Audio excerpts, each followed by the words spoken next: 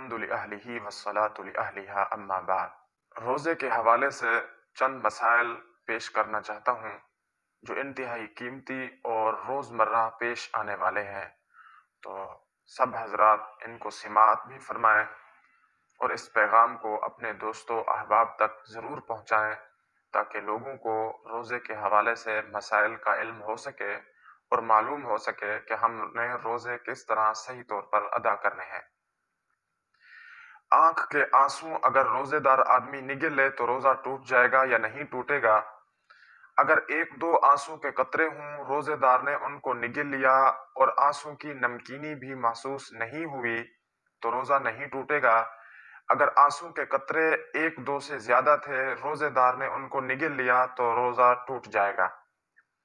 روزے کی حالت میں آنکھ کے اندر سرما لگانا جائز ہے، اس سے روزے پر کوئی فرق نہیں پڑتا۔ اور اگر آدمی کی آنکھیں خراب ہو جائیں، دوائی ڈالنے کی ڈاکٹر حضرات رائے دیں تو روزے کی حالت میں آنکھ کے اندر دوائی ڈالنے کی بھی اجازت ہے۔ اگر کوئی شخص آنکھ کے اندر دوائی ڈالے گا تو اس سے بھی روزے پر کوئی اثر نہیں پڑے گا، روزہ درست ہو جائے گا۔ روزے کی حالت میں اگر کسی کو احتلام ہو جائے تو اس کا روزہ ٹوٹے گا یا نہیں ٹوٹے گا؟ یاد رکھیں کہ احتلام کی وجہ سے آدمی کا روزہ نہیں ٹوٹے گا، بلکہ اس کو چاہیے کہ فوراً غسل کر لے۔ غسل کے اندر احتیاط کی ضرورت ہے کہ عام طور پر جب آدمی پر غسل فرض ہو تو کلی غرارے کے ساتھ کی جاتی ہے، ناک کی نرم ہڈی تک پانی پہنچایا جاتا ہے۔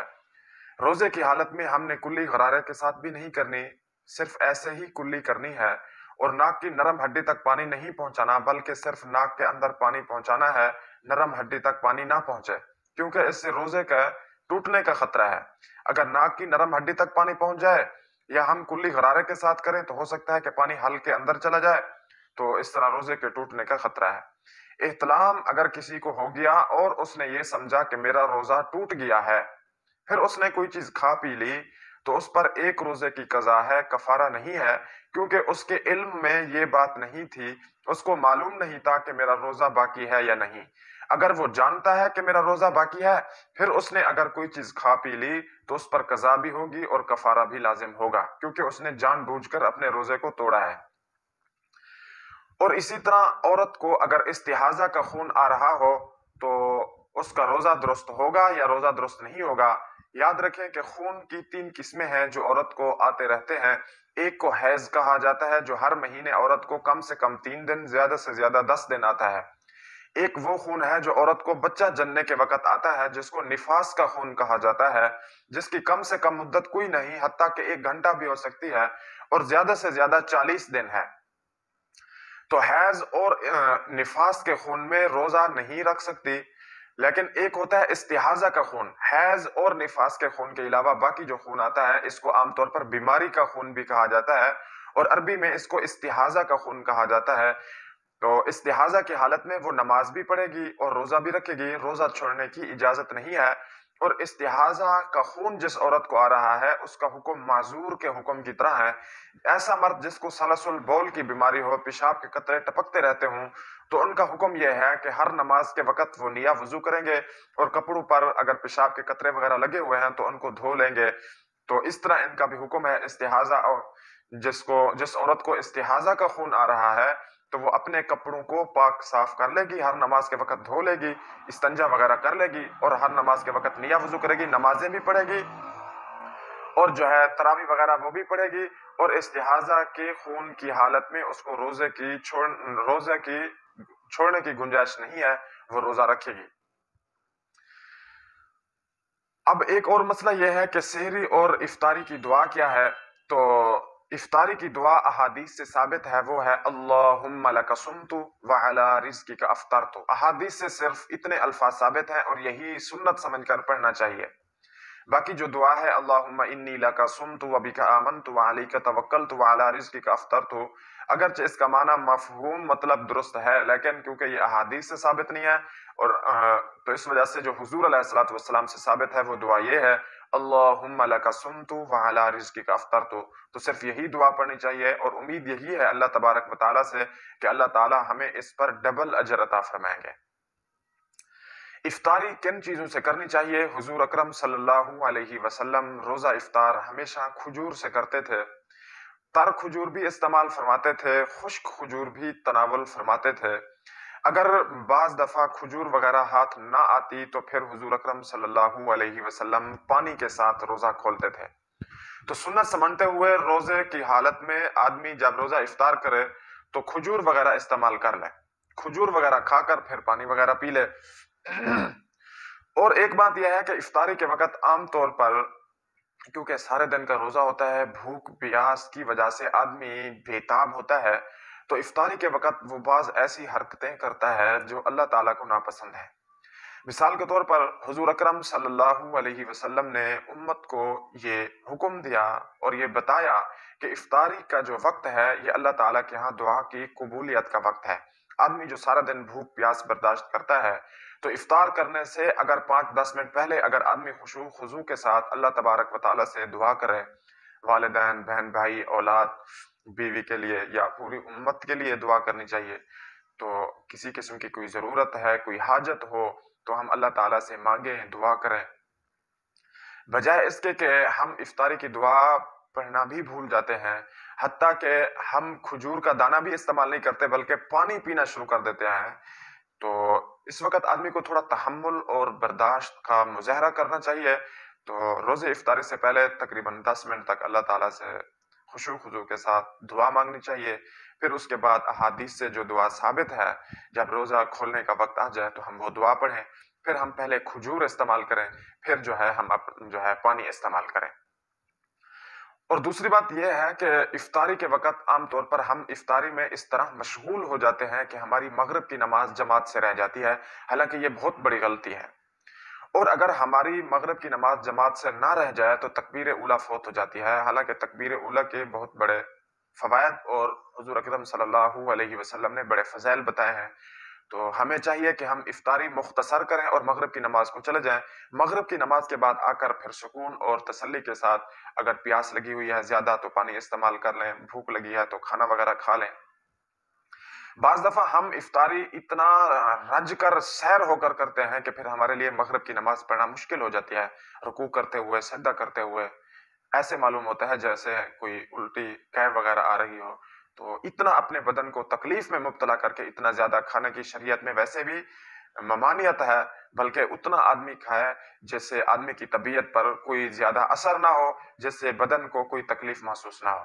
اور سحری کے وقت جو دعا ہے وہ احادیث سے تو ثابت نہیں ہے، لیکن عربی زبان میں ایک قول ہے جو بہت اچھا ہے، عربی زبان میں وہ نیت ہے، وہ ہے وَبِصَوْمِ غَدٍ نَوَيْتُ مِن شَهْرِ رمضان۔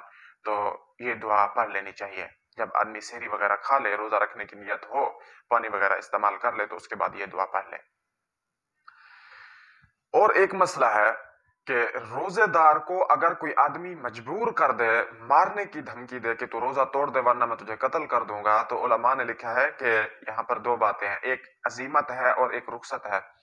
تو شریعت میں اگر عزیمت پر عمل کیا جائے تو یہ سب سے اعلیٰ اور لائق تر مقام یہی ہے، یعنی آدمی اپنی جان دے دے، مر جائے، شہید ہو جائے، لیکن روزہ نہ توڑے، تو اللہ تعالیٰ اس کو دنیا میں اور آخرت میں عزت سے نوازیں گے اور اس کا بہت بڑا اجر عطا فرمائیں گے۔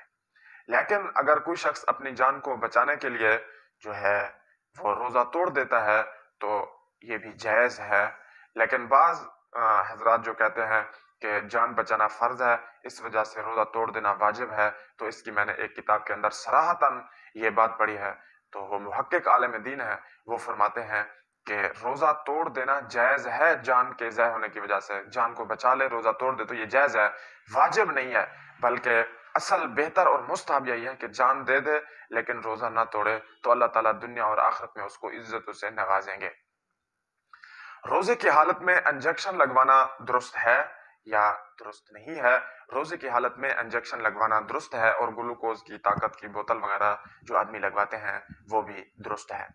روزے کی حالت میں اگر آدمی کو روزہ بہت زیادہ شدت کے ساتھ لگ رہا ہو تو اور وہ طاقت کے لیے یا کوئی انجیکشن ایسا لگوائے یا بوتل وغیرہ کوئی ایسی لگوا لے جس سے روزہ نہ لگے، تو ایسا کرنا اگرچہ علماء نے مکروہ لکھا ہے بلکہ روزے کی شان اور روزے کا ثواب اس وقت بہت زیادہ ہے جب آدمی کو خود تکلیف بھی محسوس ہو. لیکن روزہ ٹوٹے گا نہیں اگر آدمی انجیکشن لگوائے یا بوتل لگوائے، تو اس سے روزے پر کوئی اثر نہیں پڑے گا. کیوں نہیں پڑے گا؟ اس کا ایک موٹا اصول سمجھ لیں. ایک ہوتے ہیں مسامات، جس طرح گرمیوں میں ہمیں پسینہ آتا ہے تو ہمارے پورے وجود سے پانی نکل رہا ہوتا ہے. ایک ہے منفذ. منفذ کہتے ہیں جو اندر جانے کا راستہ اور باہر نکلنے کا راستہ. ناک ہے تو اس کے ذریعے ہم سانس اندر بھی لیتے ہیں اور سانس باہر بھی نکالتے ہیں. منہ ہے تو اس کے ذریعے ہم پانی بھی استعمال کرتے ہیں، کھانا بھی کھاتے ہیں، دوائی بھی استعمال کرتے ہیں. اور تیسرے نمبر پر ہے پیشاب پخانے کا راستہ، تو ہم وہاں سے پیشاب پخانا جو ہے باہر نکالتے ہیں. یہ ہے منفذ. تو اگر ان منفذ کے ذریعے آدمی اگر دوائی استعمال کرے گا، انجیکشن لگوائے گا، تو روزہ ٹوٹ جائے گا. منہ میں اگر انجیکشن کا جو ہے وہ دوائی استعمال کر لی ناک کے ذریعے یا پیشاب پخانے کے راستے کے ذریعے، تو اس کا روزہ ٹوٹ جائے گا. منفذ کے علاوہ باقی اگر اس نے رگ میں انجیکشن لگوایا ہے، بوتل لگوائی ہے، یا گوشت کے اندر انجیکشن وغیرہ لگوایا ہے، تو اس سے روزہ نہیں ٹوٹے گا، کیونکہ یہ منفذ نہیں ہے. اللہ تعالیٰ سمجھنے کی، عمل کرنے کی توفیق عطا فرمائے. اور آخری مسئلہ آج کی ویڈیو میں جو میں انتہائی عرض کرنا چاہتا ہوں، اہم ہے، وہ یہ ہے کہ اگر آدمی کی طبیعت کمزور ہے اور اس نے کسی عورت کو دیکھا اور اس نے کسی قسم کی کوئی حرکت وغیرہ بھی نہیں کی، صرف دیکھنے کی وجہ سے اس کا جو ہے اگر انزال ہو جائے، منی وغیرہ خارج ہو جائے، تو اس سے اس کے روزے پر کوئی اثر پڑے گا یا نہیں پڑے گا؟ یاد رکھیں کہ اگر اس نے اپنے وجود کو کسی قسم کی کوئی حرکت نہیں دی، خالی دیکھنے سے ہی اس کی منی خارج ہو گئی ہے، انزال ہو گیا ہے، تو اس کا یہ روزہ درست ہے اور اس کو چاہیے کہ فوراً غسل کر لے. اسی طرح اگر بیوی کو اس نے دیکھا ہے، صرف دیکھتے ہی اس کو انزال ہو گیا، تو اس صورت میں اس کا روزہ باقی ہے، بس جا کے وہ غسل کر لے. ہاں، اور اگر اس نے جو ہے بیوی کو بوسو کنار کیا ہے، بیوی کے ساتھ گپ شپ کی ہے، پیار محبت کی باتیں کی ہیں، پھر اگر اس کو انزال ہو گیا ہے، تو اس صورت میں اس پر روزے کی قضا لازم ہے، کفارہ نہیں ہے. لیکن اگر اس نے بیوی کے ساتھ جمع کر لیا ہے تو پھر روزہ بھی ٹوٹ جائے گا اور اس پر کفارہ بھی لازم ہو جائے گا. اللہ تعالی ہمیں ان تمام مسائل کو یاد کرنے کی، سمجھنے کی اور عمل کرنے کی توفیق عطا فرمائے. آخر میں صرف اتنا کہوں گا کہ انشاءاللہ رمضان المبارک کے مہینے کے اندر میری جتنی ویڈیوز اپلوڈ ہوں گی وہ تمام تر روزے کے حوالے سے، رمضان شریف کے حوالے سے، تراویح اور اعتکاف کے حوالے سے، صدقۃ الفطر کے حوالے سے، انتہائی اہم اور روزمرہ کے جو مسائل پیش آنے والے ہیں وہ ہوں گے.